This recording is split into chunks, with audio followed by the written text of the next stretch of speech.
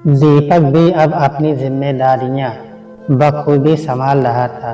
बस अब तू मेरी एक इच्छा पूरी कर दे तो मुझे चैन मिले। पापा, कौन सी इच्छा?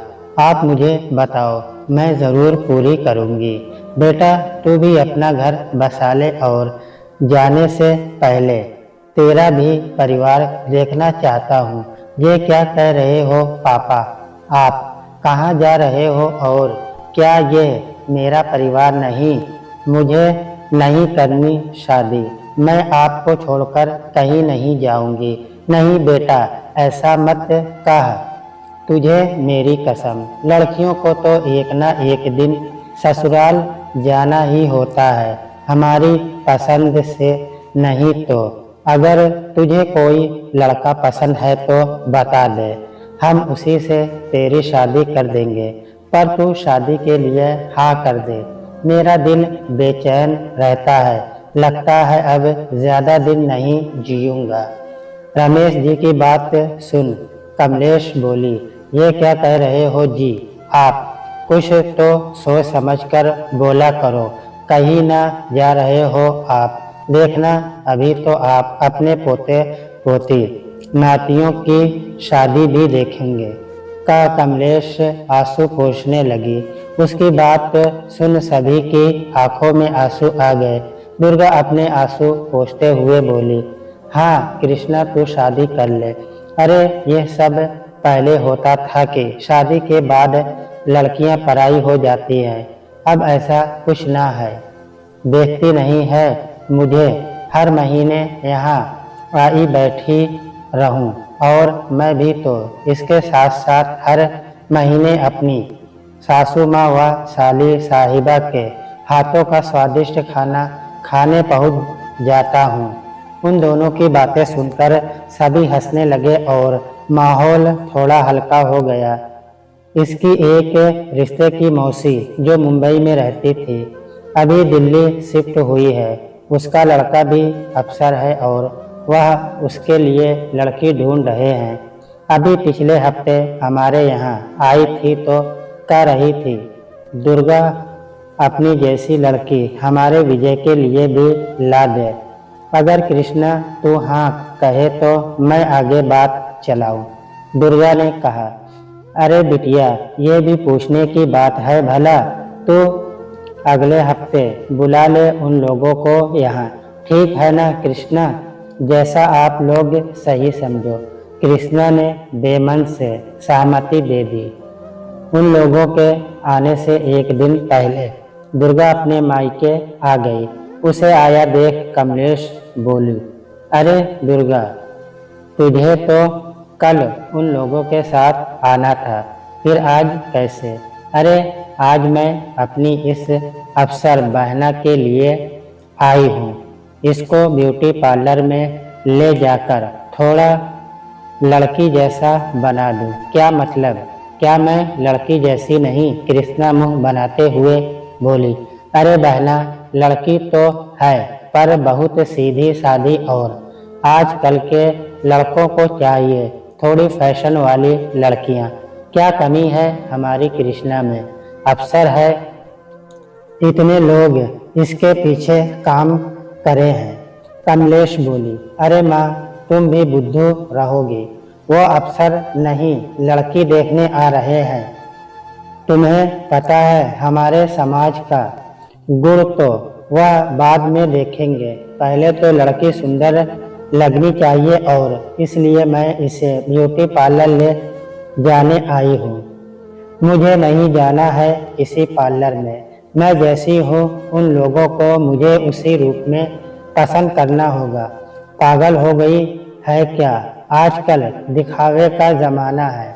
ऐसे ही उनके सामने जाएगी तो क्या पसंद नहीं करेंगे? लेकिन मैं झूठ के आधार पर कोई रिश्ता नहीं जोड़ना चाहती। मैं जैसी हूँ उनके सामने वैसी ही जाऊंगी। कह कृष्णा वहाँ से उठ गई। उसके जाने के बाद दुर्गा ने अपना माथा पीट लिया। अगले दिन उसने अपनी माँ के साथ चाय नाश्ते की तैयारियां करवा दी और उसके बाद वह कृष्णा को देखने उसके कमरे में गई। कृष्णा को एक साधारण सा सूट पहने देख वह बोली, अरे कृष्णा, ये क्या कपड़े तो कम से कम ढंग के पहन ले। क्यों, क्या कमी है इन कपड़ों में? मैं अपनी ऑफिस की मीटिंग में इनको ही तो पहन कर जाती हूँ। बहना, आज ऑफिस नहीं, तेरी जिंदगी की मीटिंग है। जा अपनी बड़ी बहन की इतनी सी बात मान ले, एक अच्छा सा सूट पहन ले। अच्छा, चल मैं ही निकाल देती हूँ, कहा उसने अलमारी से एक सुंदर सी सलवार कमीज निकाल दी।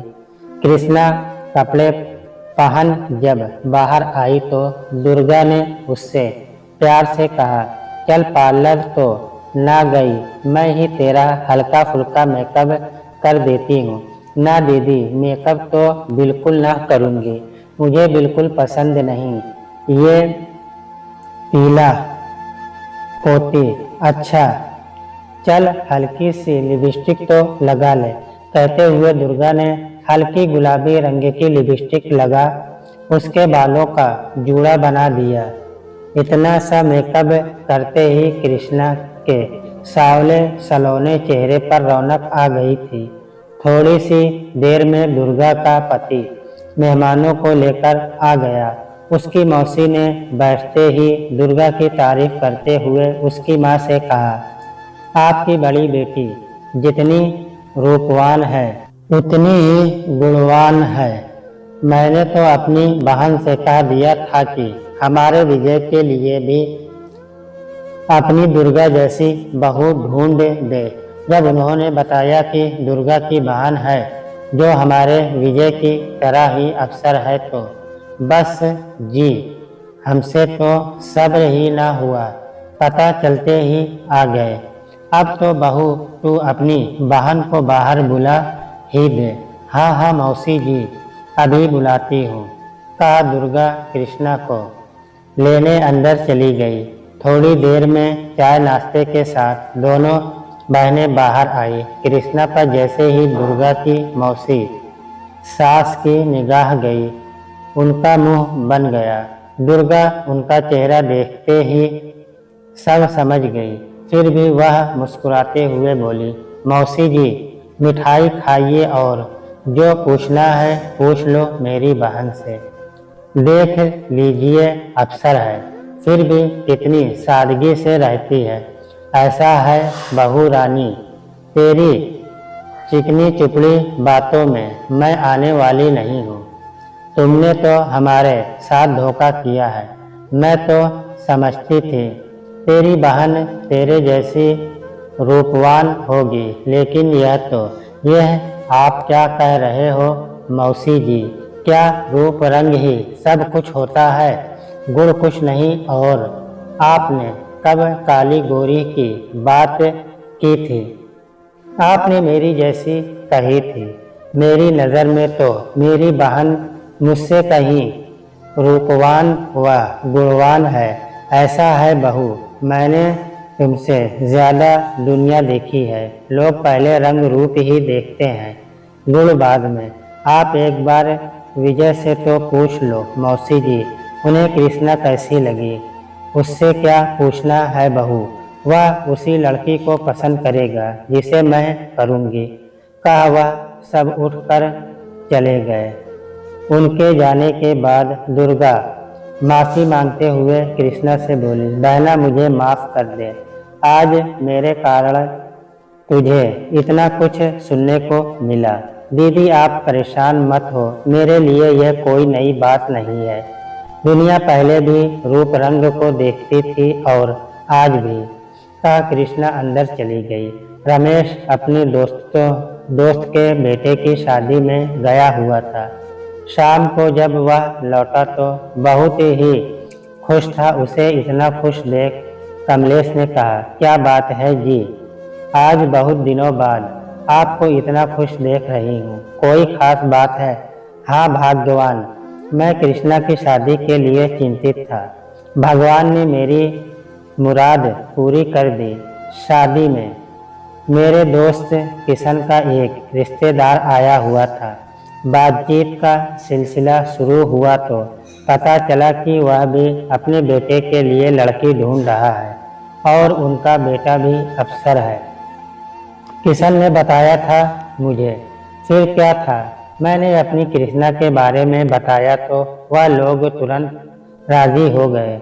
उनकी बात सुन कमलेश पहले तो खुश हुई, फिर थोड़ा उदास होते हुए बोली, सुनो जी, आपने उनसे सारी बातें खुलकर कर ली थी। मैं ना चाहती हूँ हर बार मेरी बेटी का दिल टूटे। हाँ, मैंने उन्हें फ़ोन में कृष्णा की फ़ोटो दिखा दी थी, साथ ही रंग के बारे में भी बता दिया था। मेरी बात सुनकर वह लोग बोले कि भाई साहब, गुणों के आगे रंग रूप कोई मायने न रखता। दोनों एक जितने पढ़े लिखे हैं और एक जैसे पद पर हैं। हम तो अगले हफ्ते आकर रिश्ता पक्का कर जाएंगे। तब मैंने कहा, भाई साहब, हमें इतनी जल्दी नहीं। बच्चे एक दूसरे को देखे भाले, बातचीत करें, सब तसल्ली हो जाने पर फिर आगे बात बढ़ाएंगे। उन्हें मेरी बात जच गई। अगले हफ्ते लड़का भी साथ आएगा। कृष्णा और वह आपस में मिल लेंगे। क्या पता दोनों के विचार मिल जाए। सच मेरा दिल कहता है इस बार बात ज़रूर बन जाएगी। कृष्णा के ऑफिस से लौटने के बाद रमेश ने उसे सारी बातें बताई। यह सब सुनकर वह बोली, पापा, आप क्यों मेरी शादी कराना चाहते हैं? क्या मैं आपको इस घर में अच्छी नहीं लगती? क्या यह घर मेरा नहीं? नहीं बेटा, ये घर भी तेरा ही है। तू तो हमारे घर की रौनक है, पर जो परंपरा चली आई है बेटा, वह तो निभानी पड़ती है। बेटियों को शादी कर दूसरे घर जाना ही होता है। अच्छा छोड़ इन बातों को, देख मैं लड़के की तस्वीर भी लाया हूँ फ़ोन में। देख, है ना सुंदर? है पापा, वह सुंदर है तो क्या मुझे पसंद करेगा? क्यों नहीं करेगा? अच्छा तू देख तो सही। आपने देख लिया ना पापा, बस बहुत है। नाराज है अपने पापा से? नहीं पापा, तो एक नज़र देख तो सही। अच्छा पापा, आप इसे मेरे फ़ोन पर भेज दो, मैं कपड़े चेंज कर देख लूँगी। कपड़े चेंज करने के बाद कृष्णा अपने व्हाट्सएप मैसेज देखने लगी। तभी उसकी नज़र अपने पापा के मैसेज पर पड़ी। ना चाहते हुए भी बेमन से उसने मैसेज खोल लिया। जैसे ही फ़ोटो पर उसकी नज़र पड़ी, उसके हाथ से फ़ोन छूटते छूटते बचा। उसने दोबारा से तस्वीर को देखा। हाँ, ये तो मोहन ही है, उसका क्लासमेट। ये वह यही है। उसे यकीन नहीं हो रहा था। मध्यम कद, गेहुआ रंग, आकर्षक व्यक्तित्व का शर्मीला सा नौजवान। उसकी आंखों में एक अजीब सी कशिश थी जो सबको अपनी ओर आकर्षित करती थी। कितनी लड़कियां उससे दोस्ती करना चाहती थीं, लेकिन वो सबसे दूरी बना अपनी सीमित सी दुनिया में रहा। उसकी तरह हमेशा पढ़ने लिखने में लगा रहता था। कृष्णा आंखें बंद कर लेट गई, लेकिन यादों का झंझावात थमने का नाम नहीं ले रहा था। मोहन से उसकी ना के बराबर बातचीत हुई थी पहली बार।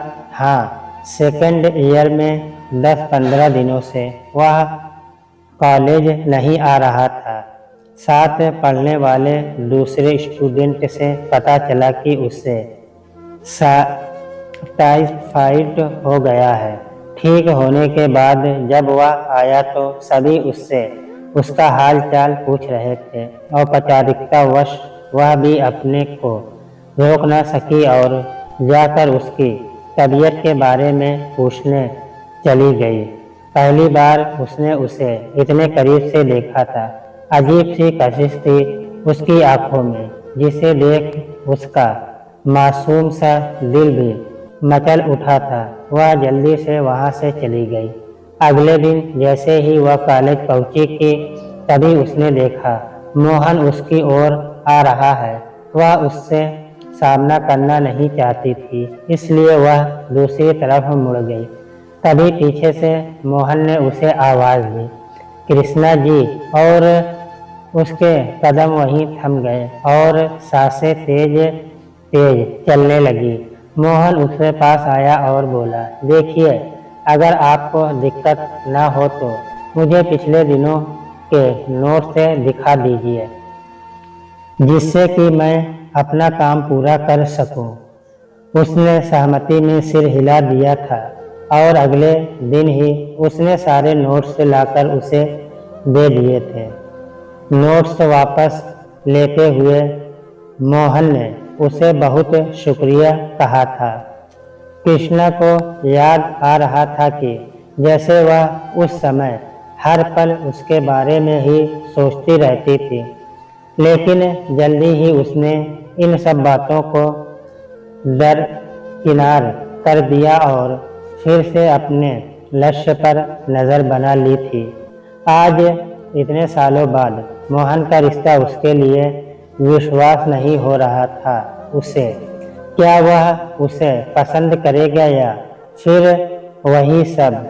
वह तो इतने आकर्षक व्यक्तित्व का स्वामी है और अच्छी पोस्ट पर भी है, फिर वह क्यों उसे पसंद करेगा?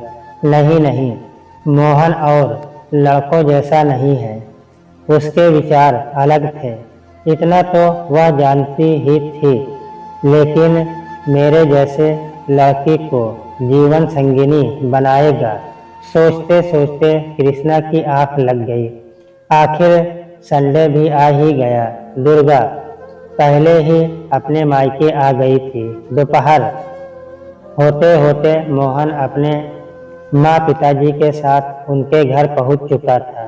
बातचीत का सिलसिला शुरू हुआ। कृष्णा भी चाय लेकर आ गई थी।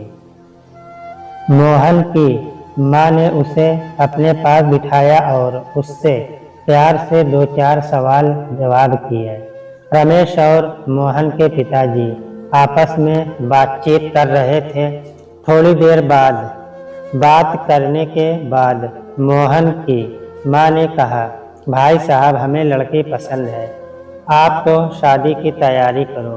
यह सुन दुर्गा बोली, मौसी जी, आप इतनी जल्दी मत करो, आराम से तसल्ली कर लो, क्योंकि यह शादी विवाह का मामला है। हाँ बहन जी, जल्दबाजी करना सही ना है। जो कुछ पूछना है अभी पूछ लो और अच्छे से हमारी कृष्णा को देख लो। ऐसा ना हो कि बाद में आप हमारी लड़की से रंग के लिए उसको कुछ कहो। ये क्या कह रही हो बहन जी आप? लड़की है कोई सामान थोड़ी ना है जो अच्छे से देखे भाले, और रंग का क्या है? असली पहचान तो इंसान के गुणों से होती है, जो मैंने पहली ही नज़र में कृष्णा को देखते ही उसमें पहचान लिए थे। अपनी बहू के रूप में मुझे जैसी लड़की चाहिए थी, कृष्णा वैसी ही है। और बहन जी, श्याम रंग तो कृष्ण भगवान का भी था। मोहन की माँ ने कहा, बहुत ऊंची विचार है बहन जी आपके। आजकल के समय में आप जैसे लोग मिलना मुश्किल ही है। बस एक बार लड़का लड़की आपस में बातचीत कर एक दूसरे के विचार जान लेते हैं तो सही रहता।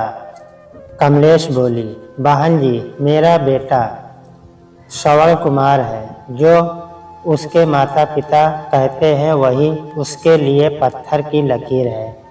मोहन की माँ ने कहा, ये तो बहुत ही अच्छी बात है कि भगवान ने आपको एक हीरे जैसा बेटा दिया। फिर भी एक बार दोनों एक दूसरे को समझ लेते तो हमें तसल्ली हो जाती। आखिर जीवन इन दोनों को ही एक साथ गुजारना है। रमेश जी ने कहा, हाँ हाँ, आप सही कह रहे हो भाई साहब। मोहन बेटा, हम दूसरे कमरे में चले जाते हैं। तुम दोनों को भी जो कुछ एक दूसरे के बारे में जानना पहचानना है पूछ लेना। मोहन के पिता ने कहा, नहीं पिताजी, इसकी ज़रूरत नहीं है। आप दोनों ने जो मेरे लिए फैसला किया है मुझे वह मंजूर है, और यह तो मेरी खुशकिस्मती है कि कृष्णा जैसी लड़की मुझे जीवन संगिनी के रूप में मिली है। मोहन ने कृष्णा की ओर देखते हुए कहा। मोहन की बात सुन कृष्णा को अपने कानों पर यकीन नहीं ना हुआ। उनकी सहमति से उसका चेहरा शर्म से लाल हो गया। शादी की तारीख 2 महीने बाद के लिए निश्चित हुई। इन 2 महीने के दौरान कृष्णा व मोहन के बीच कोई खास बातचीत तो नहीं हुई और न ही मिलना जुलना। इस बात का कृष्णा को बुरा भी नहीं लगा, क्योंकि वह मोहन के स्वभाव से अच्छे से परिचित थी। आखिर वह दिन भी आ गया जिसका हर लड़का लड़की के जीवन में विशेष महत्व होता है। हमेशा साधारण रहने वाली कृष्णा आज दुल्हन के रूप में पूर्णिमा का चांद लग रही थी। उसके चेहरे की आभा देखते ही बनती थी। किसी को यकीन ही नहीं हो रहा था कि ये वही कृष्णा है। दूसरी ओर मोहन तो वैसे ही आकर्षक व्यक्तित्व का स्वामी था। आज दुल्हे के रूप में वह एक सलीजा नौजवान लग रहा था। शादी संपन्न होने के बाद विदाई के समय कमलेश और रमेश का रो रो कर बुरा हाल था। कृष्णा भी कम भावुक न थी। उनसे विदा लेते हुए रमेश ने कृष्णा को गले लगाते हुए कहा, बेटियां, मैं तुझे एक घर से दूसरे घर विदा कर रहा हूँ, पर यह मत समझना कि तू हमारे लिए पराई हो गई है। ये घर अब भी तेरा है। कभी भी किसी समय भी अपने पिता को पुकारोगी, वह अपनी बेटी के लिए हमेशा मौजूद रहेगा। कमलेश ने भी अपनी बेटी को समझाते हुए कहा, कृष्णा, अब तू बेटी के साथ साथ बहू भी है। दो घरों की मान मर्यादा तेरे कंधे पर है। उन्हें संभाल कर रखना तेरी जिम्मेदारी है। कभी भी अपने माँ बाप के संस्कारों को शर्मिंदा मत करना। ससुराल वालों का सम्मान करना, लेकिन अपना आत्मसम्मान भी बनाए रखना। मुझे यकीन है मेरी बेटी घर बाहर के कामों में तालमेल बनाकर चलेगी और अपने काम व व्यवहार से सबका दिल जीत लेगी। दुर्गा ने अपनी बहन को प्यार करते हुए कहा, मेरी भोली सी प्यारी सी कृष्णा को भगवान जीवन की सारी खुशियां दे। जीवन के किसी मोड़ पर जब भी तुझे कोई समस्या हो, अपनी बहन को याद कर लेना, वह तेरे लिए दौड़ी आएगी। दीपक ने अपने जज्बातों को काबू में करते हुए कहा, दीदी, आप मम्मी पापा की ओर से बेफिक्र रहना। मैं सबका पूरा ध्यान रखूंगा और आपकी उम्मीदों पर खरा उतरूंगा। उसने आंसू पोंछते हुए अपनी बहन को विदा किया। कृष्णा ने अपने माता पिता की सभी बातों व संस्कारों को आंचल में गांठ बांध भावी जीवन के सुखद स्वन आँखों में सजो अपनी ससुराल में कदम रखा। देवी देवताओं की पूजा के बाद उसकी सास ने कृष्णा को एक तस्वीर की ओर इशारा करते हुए कहा, बहू, इनसे भी आशीर्वाद लो, ये तेरी सास है, मोहन की माँ। यह सुन कृष्णा को आश्चर्य हुआ। फिर उसने दोनों हाथ जोड़ अपनी सासू माँ से भी आशीर्वाद लिया। शाम को आस पड़ोस की औरतें मुंह विदाई के लिए आई तो लक्ष्मी को देख उसकी सास से बोली, क्या शांता, तुम लगता इसकी नौकरी और लेने पर गई। अरे जोड़ी तो मिला लेती, रंग तो देख अपनी बहू का। ऐसी बातें कृष्णा के लिए कोई नई नहीं थी, बचपन से ही तो सुनती आ रही थी, इसलिए उसने ये बातें दिल पर न ली। इतनी देर में ही उसकी सास बोली, क्या करे बहन, किस्मत में जो लिखा हो वही आनी होती है। अब मोहन ने इसे ही पसंद किया तो हम क्या करें भाई, उसे ही जिंदगी गुजारनी है। इसके साथ यह सब तो उसे ही सोचना चाहिए था ना। अपनी सास की ऐसी बात सुन कृष्णा को विश्वास ही न हुआ। उसका मन कर रहा था कि वह उसी समय कह दे कि सासू माँ, आप झूठ बोल रही हैं, आपने ही तो मुझे पसंद किया था, मुझे कितनी तारीफ कर रही थी आप उस समय मेरी। लेकिन संकोचवश वह कुछ कह नहीं पा रही थी। तभी पीछे से उसके ससुर की आवाज़ आई, क्या कमी है हमारी बहू में, लाखों में एक है, और मैं अपनी बहू के बारे में कुछ गलत नहीं सुनना चाहता। यह सुन सभी औरतें चुप हो गई। कृष्णा का मन अपने ससुर के प्रति श्रद्धा से भर गया। रात को वह घड़ी आ गई जिसका हर पति पत्नी के जीवन में महत्वपूर्ण स्थान होता है। जैसे ही मोहन कमरे में आया है, कृष्णा लज्जा से और सिकुड़ गई। मोहन उसके पास बैठता हुआ बोला, कृष्णा, मुझे यकीन नहीं हो रहा कि तुम मेरी जीवन संगिनी बन गई हो। मैंने तो तुम्हें पाने की कल्पना की थी और भगवान ने देखो उसे हकीकत में बदल दिया। मुझे लग रहा है कि मेरे जीवन से रूठी हुई खुशियाँ अब मुझे फिर से मिलेगी, और जिस प्यार को मैं अब तक तरसा हूँ, मेरे हिस्से का प्यार भी अब मुझे मिल जाएगा। मैं वादा करता हूँ जीवन के हर सुख दुख में तुम्हारा साथ दूंगा। कृष्णा, आप तुम भी तो कुछ कहो। क्या तुम मुझे पाकर खुश हो? मैं चाहता हूँ कि तुम भी अपने दिल की बात मुझसे कहो। एक दूसरे के बारे में जानकर ही जीवन का ये सफ़र और हसीन बना पाएंगे। मोहन की बात सुन कृष्णा शर्माते हुए बोली, आप जैसा जीवन साथी मिलना मेरे लिए सौभाग्य की बात है। सच कहूँ तो मेरी भावना की भी आपसे अलग नहीं।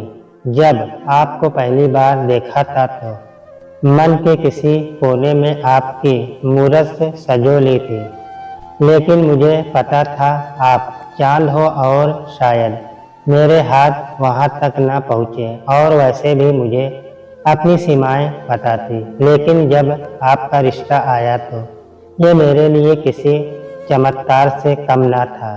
चमत्कार नहीं पगली, ये हम दोनों का एक दूसरे के लिए प्यार था जो शब्दों का मोहताज नहीं था। और देखो ना, दिल के तार ऐसे जुड़े कि माँ ने जो मेरे लिए पहली लड़की पसंद की वह तुम ही निकली है। बुआ सच कहती थी कि भगवान और ऊपर बैठी मेरी माँ मेरे दिल की हर मुराद एक न एक दिन जरूर पूरी करेंगे। कहा उसने कृष्णा को आलिंगन बद्ध कर उसके होठों पर अपने पहले प्यार की निशानी अंकित कर दी। कृष्णा भी छुई मुई सी उसकी बाहों में सिमट गई। अगले दिन ससुराल में उसकी पहली रसोई थी। खाना खा उसके ससुर, बुआ, सास और मोहन ने उसके बनाए खाने की खूब तारीफ की। बुआ सास तारीफ करते हुए बोली, साक्षात अन्नपूर्णा है यह तो, कितना स्वाद है इसके बनाए खाने में। का उसे शगुन दिया। उसकी बात सुन कृष्णा की सास बोली, क्या जीजी, कभी आपने हमारे खाने की तो इतनी तारीफ ना करी, क्या हम बढ़िया खाना ना बनाते?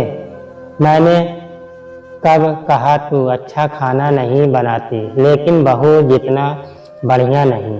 सुन कृष्णा की सास और उसकी ननद का मुंह उतर गया।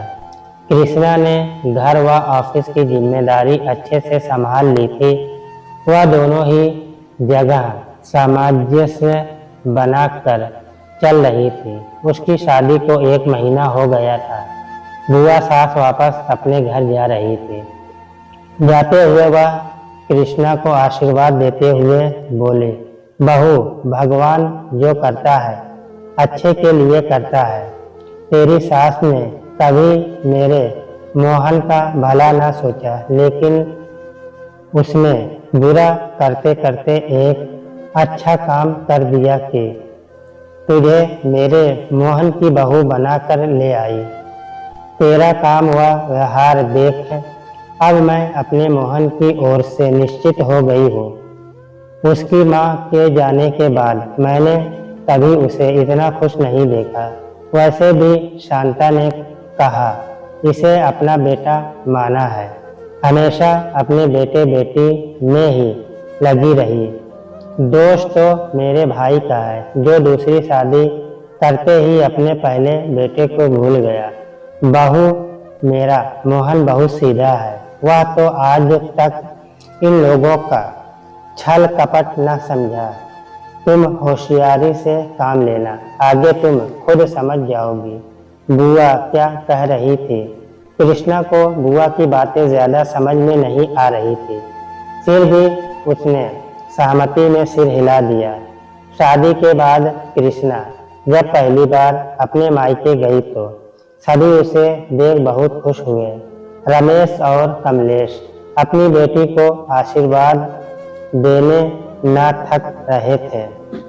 2 दिन रुककर कृष्णा वापस अपने ससुराल आ गई। कृष्णा अपनी हर जिम्मेदारी बखूबी निभा रही थी, फिर भी उसकी सास व ननद कुछ न कुछ कमी निकाल उसे ताने मारने से न चूकती थी। कृष्णा कई बार उन सबका यह बर्ताव देख दुखी हो जाती थी।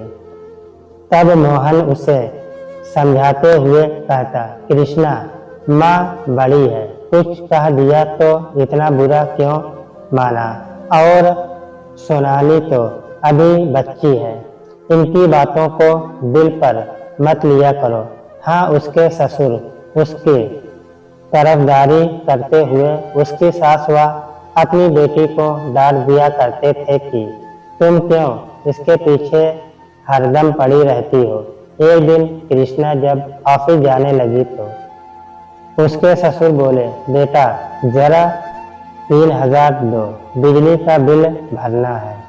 तुमसे ना होता, लेकिन तुम्हें तो पता है ना शादी में कितने खर्चे होते हैं। यह सुन कृष्णा बोली, कोई बात नहीं पापा, घर खर्च की जिम्मेदारी हमारी भी है। अब तो जब तक उसके ससुर उससे कुछ न कुछ पैसे लेते ही रहते। कृष्णा को थोड़ा अजीब लगने लगा था, क्योंकि उसके पति अपनी तनख्वाह अपने पिताजी के हाथ में ही रखते थे। उसके बाद भी उसके ससुर महीने में कई बार घर खर्च के नाम से उससे पैसे लेते। कुछ महीने बाद ही उसकी ननद की शादी तय हो गई। उसके ससुर ने कृष्णा व मोहन को एक दिन पास बुलाकर कहा, तुझे तो पता ही है ना मोहन, तेरी बहन के ससुराल वाले अच्छे खाते पीते लोग हैं, इसलिए उनके हिसाब से ही हमें लेन देन करना होगा। और सब हमारी तरह तो होते नहीं ना कि जो बिना दहेज के शादी कर ले। यह सुन कृष्णा को थोड़ा बुरा लगा। सब कुछ तो लाई थी वह अपनी शादी में, उसके बाद भी, लेकिन वह लिहाज के मारे बोल ना पाई। तुम्हारी सैलरी तो घर खर्च में ही निकल जाती है, और तुम्हारे छोटे भाई की अभी इतनी तनख्वाह नहीं कि वह सहारा लगा सके, इसलिए बहू तुम्हें भी शादी में पूरा सहयोग करना होगा। उनकी बात सुन कृष्णा ने कहा, पिताजी आप कैसी बात करते हो। सोनाली आपकी बेटी ही नहीं, मेरी ननद भी है। आप बेफिक्र रहें, हम उसकी शादी बहुत धूमधाम से करेंगे। शादी में अच्छी खासी रकम खर्च की गई, जिसमें से आधी कृष्णा के खाते से गई। कृष्णा जब से इस घर में आई थी, तब से ही देख रही थी कि उसके ससुर मोहन की अपेक्षा अपने छोटे बेटे संजय को अधिक प्यार करते हैं और उसकी हर अनचाही मांग को पूरा करते हैं। संजय ने छोटा सा बिजनेस किया हुआ था, लेकिन उसकी लापरवाही की वजह से हर बार बिजनेस में घाटा हो जाता था, जिसकी भरपाई के लिए उसके सास ससुर जब तक खुद भी और मोहन से भी पैसे ले उसके बिजनेस में लगाते रहते थे। मोहन और कितनी बार अपने माता पिता को समझाने की कोशिश की। संजय सभी संगति में नहीं चल रहा। अपनी बुरी आदतों के कारण ही वह बार बार बिजनेस में घाटा कर रहा है, लेकिन हर बार माँ बाप संजय का ही पक्ष लेते हुए मोहन को कहते हैं, नहीं बेटा, वह बेचारा अपनी ओर से पूरी जी तोड़ मेहनत कर रहा है, लेकिन किस्मत ही साथ नहीं देती। उनका ऐसा रवैया देख मोहन ने कहना ही छोड़ दिया था। इसी बीच कृष्णा की जिंदगी में एक बार फिर से खुशियां ने दस्तक दी। वह मां बनने वाली थी। यह खुशखबरी जब उसने मोहन को दी तो उसने खुशी से झूमते हुए कृष्णा को अपनी बाहों में भर लिया और प्यार करते हुए बोला, कृष्णा, सचमुच मेरे सोने जीवन में तुम बहार बनकर ही आई हो। पहले पति और अब पिता बनने का सौभाग्य तुम्हारे कारण ही मुझे मिला है। अब तुम्हें ज़्यादा भागदौड़ करने की ज़रूरत नहीं है और ना ही किसी बात का तनाव लेने की। अब पूरा ध्यान अपने खान पान पर दो, जिससे कि तुम और हमारा होने वाला बच्चा सेहतमंद रहे। कृष्णा ने उसकी बात सुन मुस्कुराते हुए सहमति में सिर हिला दिया। एक दिन दुर्गा कृष्णा से मिलने आई तो उसने अपने देवर और अपने सास ससुर की बात उसे बताई तो वह उसे समझाते हुए बोली, माना कृष्णा, तुम्हारा संयुक्त परिवार है, लेकिन देखो तुम्हारा भी नन्हा मेहमान आने वाला है और अपने भविष्य के लिए भी कुछ बचा कर रखो। घर में तुम हो ही कितने प्राणी और एक तनख्वाह तो तुम दे ही रहे हो ना। यह सुन वह बोली, क्या करूं दीदी, मेरे ससुर मेरा बहुत मान करते हैं और मैं उन्हें ना नहीं कर पाती। सोचती तो मैं भी हूँ बचाने की, लेकिन हो ही नहीं पाता। तेरी बात सही है, लेकिन इस तरह दोनों हाथों से बिना सोचे समझे व्यर्थ में पैसे लुटाना समझदारी नहीं। भविष्य में क्या ज़रूरत पड़ जाए कह नहीं सकते। आगे तुम्हारी मर्जी। कह दुर्गा चली गई और वह खुशियों भरा दिन भी आ गया। कृष्णा ने एक बेटे को जन्म दिया। उसे गोद में उठाते हुए मोहन और कृष्णा की आंखों में खुशी के आंसू आ गए। कृष्णा का चेहरा नारी की संपूर्णता पा और खिल उठा था, किंतु उसके सास ससुर अब भी अपनी दुनिया में ही मस्त थे। उन्हें पोते से भी कोई खास लगाव न था। लगाव था तो बस रुपये और पैसे से। कुछ महीने बाद ही कृष्णा के देवर का भी रिश्ता पक्का हो गया। एक रात खाना खाते हुए उसके ससुर ने मोहन से कहा, बेटा, तेरे छोटे भाई का रिश्ता तय हो गया है। यह तो तुम्हें पता ही है और कुछ ही महीने बाद शादी हो जाएगी। तो मैं सोच रहा हूँ यह घर थोड़ा छोटा है, इसे बेचकर हम एक बड़ा घर ले लेते हैं जिसमें सारा परिवार एक साथ रह सके। यह सुन वह बोला, कहा तो आप सही रहे हो पापा, मकान तो मैंने देख लिया है, लेकिन पैसे थोड़े ज़्यादा हैं। तुझे तो पता ही है ना, सोनाली की शादी में कितना खर्च हो गया। थोड़े बहुत तो मैं कर लूँगा, लेकिन फिर भी पैसे पूरे नहीं हो रहे हैं, तो मैं सोच रहा हूँ क्यों ना हम बहू के जीपीएफ से कुछ पैसे निकलवा लें। यह सुन कृष्णा बोली, नहीं पापा, मैं अपने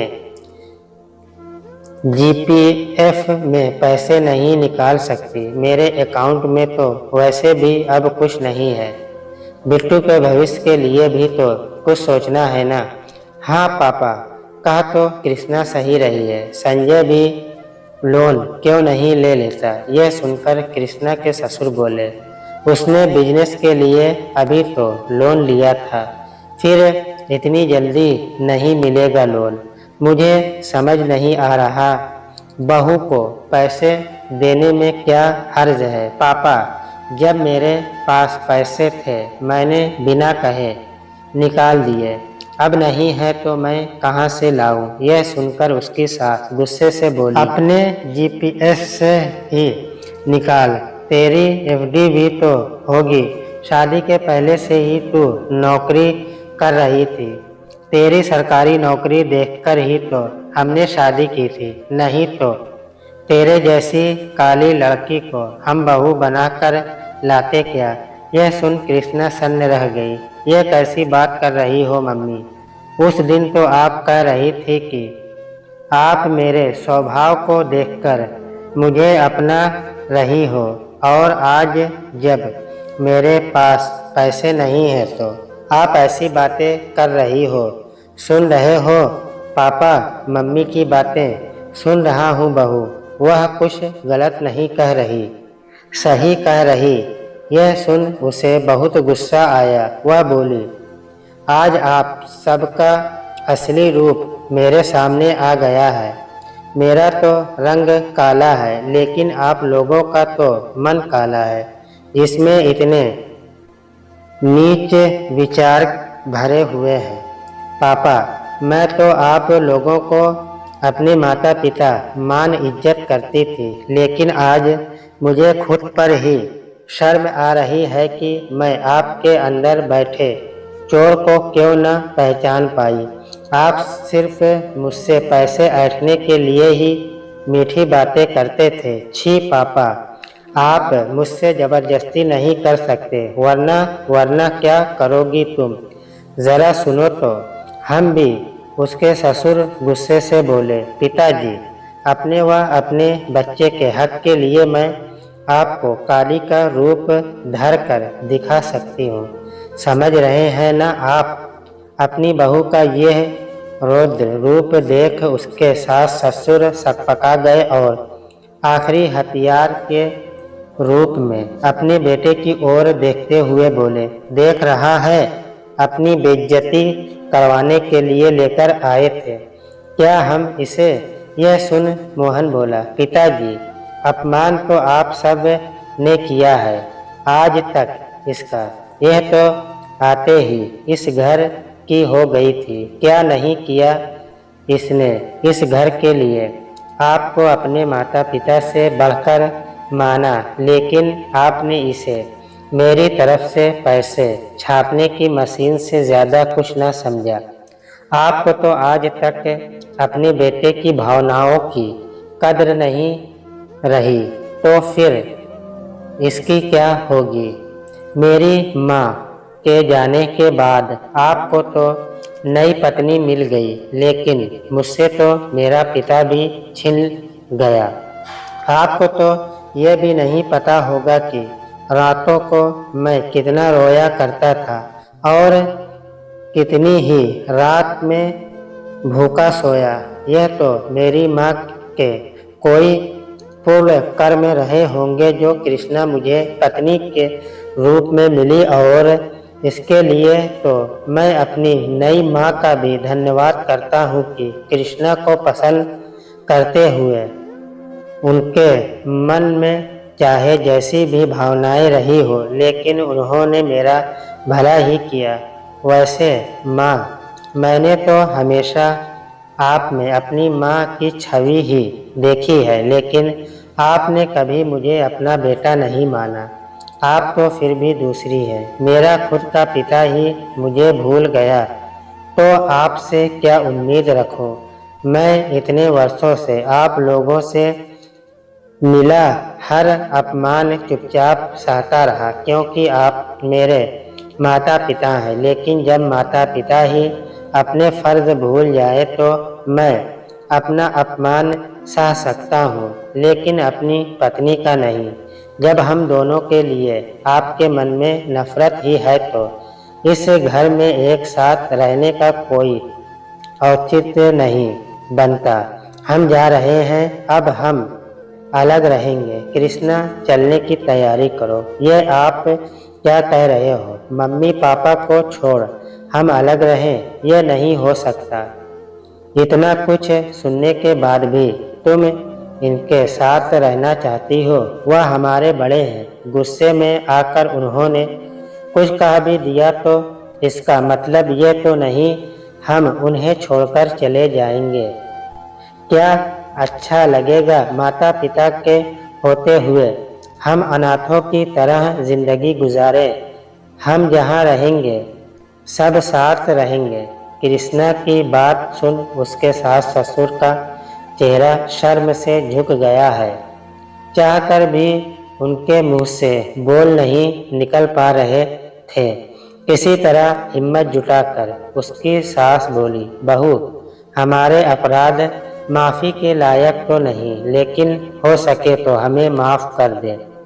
हमने तेरे साथ इतना बुरा किया, फिर भी तेरे मन में हमारे लिए इतना दया भाव। सचमुच तेरे माता पिता महान हैं जो उन्होंने तुझे इतने अच्छे संस्कार दिए। हाँ बहू, तेरी सास सही कह रही है।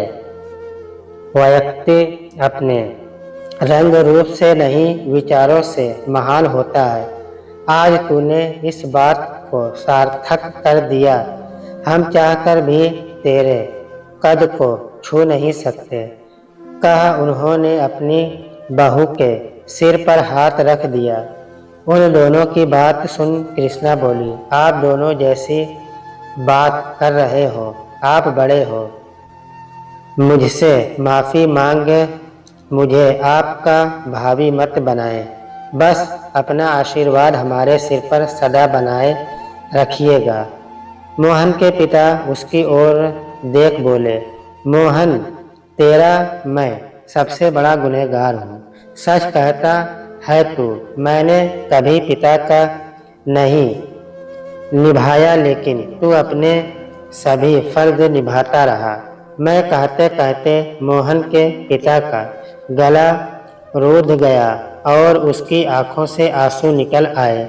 मोहन अपने पिता के गले लग गया और बोला, पापा और कुछ न कहिए। और दोनों ही बाप बेटे के आंखों से आंसुओं के सैलाब में दिल के सारे मैल भाव बह निकले। इस भायुग क्षण में कृष्णा व उसकी सास के आंखों से भी अविरल आंसू धारा बह रही थी। सबके चेहरे पर वैसे ही शांति थी, जैसे बड़ा तूफान गुजरने के बाद चारों तरफ शांति छा जाती है। मोहन के समझाने के बाद वह अपने भावी जीवन के बारे में सोच अब संजय ने भी अपने बिजनेस पर ध्यान देना शुरू कर दिया था। उसके माता पिता भी उसकी अनचाही मांगों पर ध्यान न देते थे। अब उनका सारा दिन अपने पोते के साथ खेलने और घर के कामकाज में मदद करवाने में बीतने लगा था। कृष्णा ने अपनी समझदारी व विवेक से न केवल अपना घर टूटने से बचाया, अपितु अपने सास ससुर को भी उनकी गलतियों का एहसास करा दिया। उसके कारण ही मोहन को अपने माता पिता मिल पाए। सच ही कहा गया है, व्यक्ति रंग रूप से नहीं अपने कर्मों से महान बनता है। यह वाक्य कृष्णा ने जीवंत करके दिखा दिया।